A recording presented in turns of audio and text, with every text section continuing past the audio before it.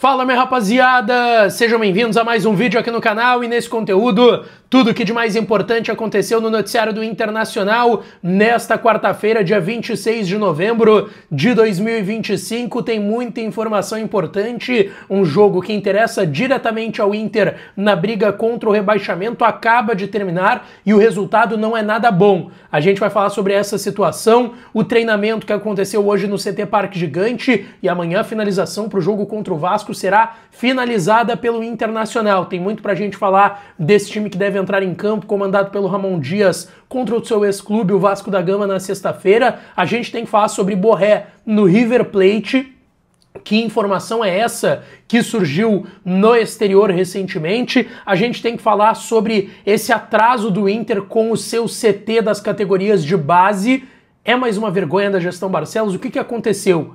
O Inter me ligou para falar sobre essa situação e eu quero trazer alguns detalhes importantes para vocês nesse conteúdo. E a polêmica envolvendo o presidente do clube que também rolou nas últimas horas, tudo isso nesse conteúdo, então não te esquece, deixa o teu like, te inscreve, ativa o sininho das notificações para tu não perder nada por aqui. E é claro que esse conteúdo e todos os outros têm o apoio e a parceria de KTO, kto.bet.br. Vai lá na KTO para brincar, para se divertir. O site é proibido para menores de 18 anos, então jogue com responsabilidade. E já tá rolando lá na KTO, importante lembrar vocês aqui que tem final da Libertadores. Baita jogo, Flamengo e Palmeiras no sábado lá em Lima, no Peru, e a KTO desenvolveu uma baita promoção para você que quer brincar e palpitar lá, tá? Se tu acertar o teu palpite na KTO, tu vai ganhar o que tu já ganhou, por exemplo, pegou uma odd de 10, botou 5 pila, tu ganhou 50, tu ganhou 50 reais, mas tu ainda vai ganhar mais 25 se tu acertar, 25 reais em apostas grátis lá na KTO. Então não perde tempo, tem jogos de Brasileirão ainda essa semana, até o jogo de sábado, tem o Inter na sexta-feira, tem outros jogos, Santos e Sport, tem muita coisa para tu brincar, outros esportes também lá na KTO, kto.bet.br, o link tá aqui no primeiro comentário fixado para tu te registrar, e quero falar também da Mais Ágil Assessoria. Se tu tá precisando de dinheiro, final de ano, tem que pagar presente da galera no Natal, festas de final de ano, tava te organizando para viajar e faltou aquela grana, se tu tem carteira assinada, se tu é SLT, é só chamar o pessoal da Mais Ágil que tem um empréstimo facilitado para quem tem carteira assinada, tá? O link do WhatsApp deles está no primeiro comentário fixado, ou tu pode digitar manualmente no teu telefone, no teu WhatsApp, porque ele tá aparecendo também aqui na tela para vocês. Chama o pessoal da Mais Ágil, diz que chegou aqui pelo canal Lucas Dias Repórter que eles vão te ajudar, tá certo? Bom, gente, terminou agora há pouco lá em Bragança Paulista, São Paulo, vitória do Fortaleza fora de casa contra o Red Bull Bragantino, e é mais uma equipe que está se colocando forte na briga contra o rebaixamento. A gente debateu muito nos últimos dias que basicamente a briga estava entre Santos, Vitória e Inter por uma vaga, a 17ª vaga, que hoje é do Santos. O Santos é o primeiro time dentro da zona. Porém, o Fortaleza, com essa vitória, segue na 18ª colocação, porém ele pulou para 37 pontos. O Fortaleza ainda não tinha jogado na 35ª rodada do Campeonato Brasileiro, pulou para 37 pontos, um pontinho atrás do Santos, que é o primeiro time dentro do Z4, 2 pontos do Vitória, que é o primeiro time fora da zona. Então o Fortaleza, de vez, está brigando forte para sair. Claro que estava brigando antes, mas a situação do Fortaleza era muito ruim. Abriu a rodada com 34 pontos, faltando 4 jogos. Agora conquista essa vitória do jeito que foi, fora de casa. O gol foi agora um pouco antes dos acréscimos. Eu estava acompanhando a partida aqui em casa. Cara, o Fortaleza tá forte na briga, tá? Deixa eu até ver os próximos jogos do Fortaleza, tá? Fortaleza tem agora o Galo em casa. O Galo é difícil, mas é em casa. E o Corinthians em casa também. O Corinthians é difícil, é melhor que o Fortaleza, mas o Corinthians não tá tão bem e é em casa também. Porém, na última rodada, o Fortaleza tem um jogo dificílimo contra o Botafogo fora.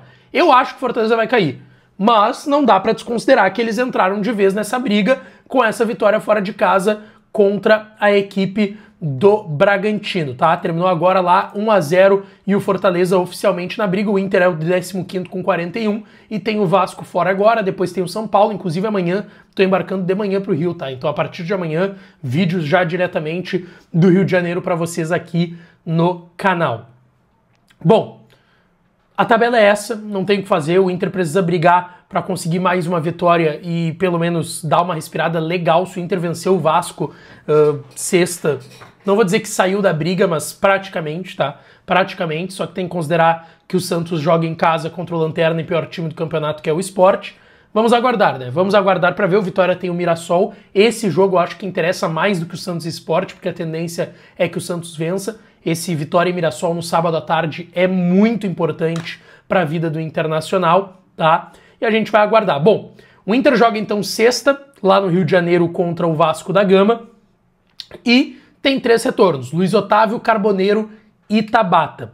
Existe uma possibilidade do Carboneiro começar, tá? Não é garantida ainda. O último jogo que o Carboneiro jogou, que ele foi expulso, a vitória por 2-1 contra o Ceará lá no meio de semana passado, o Carboneiro foi expulso. Ele entra no segundo tempo, né? Ele não começa esse jogo. Ele tinha começado aquele 2-2 contra o Bahia, vai para a data FIFA, volta no jogo contra o Ceará e entra no segundo tempo, tá?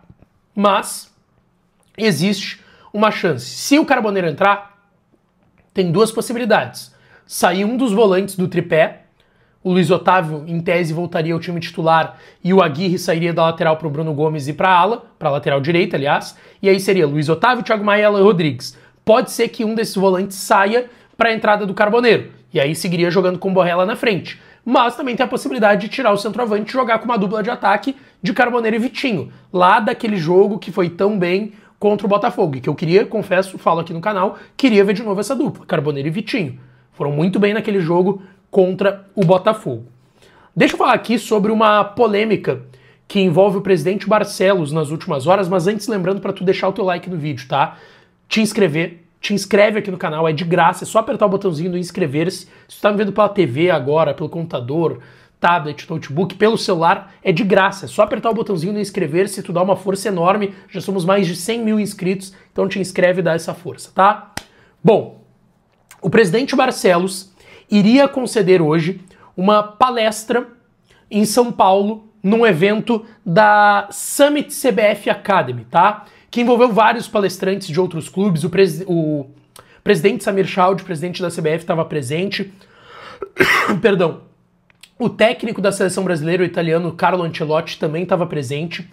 E o presidente Alessandro Barcelos, ele ia participar das 5 às 5h50 da tarde de uma palestra sobre reestruturação de clubes, desafios e oportunidades de gestão. Ele participaria junto do Marcelo Teixeira, presidente do Santos, e do Raul Aguirre, CEO do Bahia. E seria o moderador, o presidente da Federação Paranaense de Futebol, o Hélio Cury. Eu não vou entrar aqui no mérito de... O presidente talvez não tenha essa capacidade para falar disso, porque vem fazer um trabalho terrível de reestruturação, que era o seu projeto lá em 2020, quando ele foi eleito presidente do Inter, né? O Marcelo Teixeira, presidente do Santos em vias de cair pela segunda vez recentemente. Não vou entrar no mérito de que eles são dirigentes que hoje não estão bem nos seus clubes. O meu ponto é, o Inter informa que ele foi convidado há 4 meses e aceitou essa agenda. Há 4 meses atrás era julho, o Inter estava no Z4 indo para o Mundial de Clubes uma parada. Será que não dava para ter já avisado, ó gente, não vai dar para eu ir porque a situação aqui tá ruim antes de gerar essa polêmica em relação a isso? O Inter recusou, aliás, nas últimas horas, o presidente avisou a CBF que não poderia ir, que não iria. Aí tu pode pensar, é pela pressão externa, a pressão e a polêmica que se tornou isso? Muito possivelmente. Mas igual, o presidente sabe dessa agenda há 4 meses. Será que antes não poderia ter dito que não ia mais? Enfim, mas isso gerou uma polêmica muito grande. Pô, como é que o presidente Barcelos, que faz um trabalho ruim como presidente do Inter, vai dar uma palestra na CBF de reestruturação de clubes? Justamente o que ele não está fazendo hoje no Inter. Curioso de fato.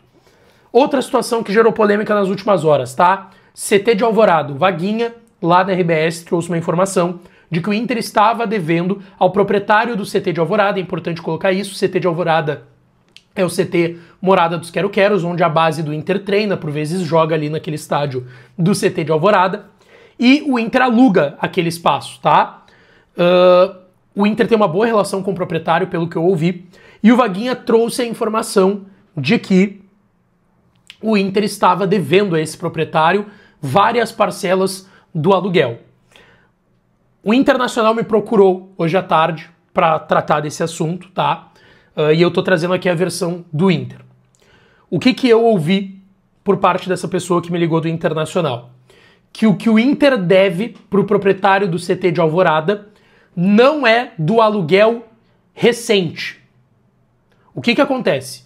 Tem um aluguel que tu paga mensalmente para o proprietário, para quem é dono lá daquela área do CT de Alvorada. Eu até não vou citar o nome dele, porque eu não sei se pode ser dito aqui, enfim. Não, e também não vem ao caso o nome do proprietário, tá? Eu ouvi o nome, mas não vou citar aqui. O Inter paga 230 mil reais mensais desse aluguel. Quando o presidente assumiu em 21, ele foi eleito no final de 20 e assumiu no início de 21, o presidente foi informado, e óbvio, quando o presidente chega, ele é informado de tudo aquilo que estava acontecendo no clube, questões financeiras, enfim. Ele foi informado que existia uma dívida desde 2019, ou seja, na gestão do presidente Marcelo Medeiros, existia uma dívida com o proprietário.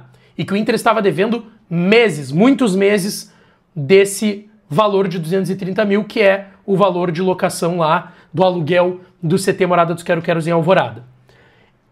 O presidente, ele fez uma renegociação, a gestão fez uma renegociação e uma repactuação, ó. Então eu tô chegando aqui em 21, estão te devendo tanto, proprietário. Então a gente vai pagar esse tanto com correção, enfim, juros, dividido, parcelado em tanto tempo.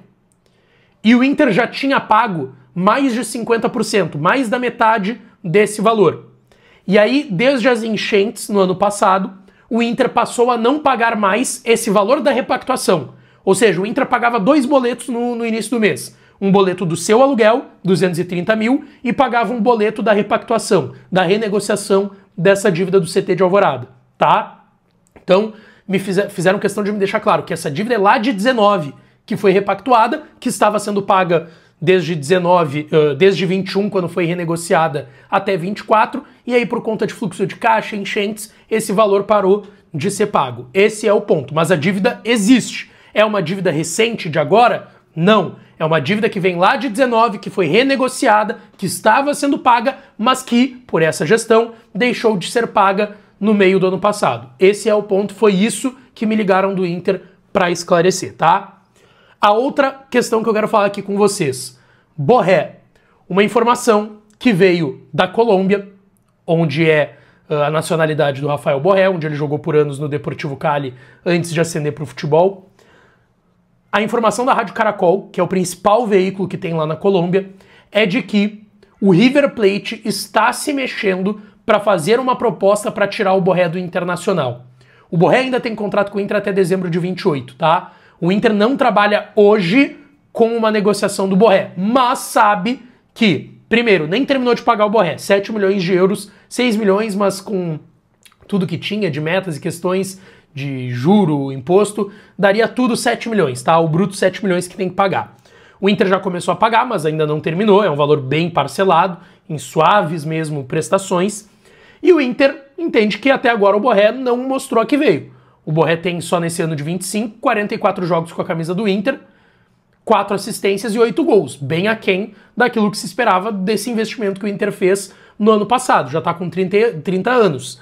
E o Inter não descarta por inteiro uma possibilidade de negociação para o Borré no ano que vem, tá? Mas o ponto é, a informação que vem lá da Colômbia é que o River está se mexendo para fazer uma proposta e quem sabe tirar o Borré do Inter, o River onde ele foi campeão da Libertadores, fez gol em final contra o Flamengo, em que o River foi vice, mas ele estava no time, se não me engano ele era reserva, tá, do Lucas Prato, quase certeza, naquele time de 18 que ganha o clássico contra o Boca lá no Bernabéu, na Espanha.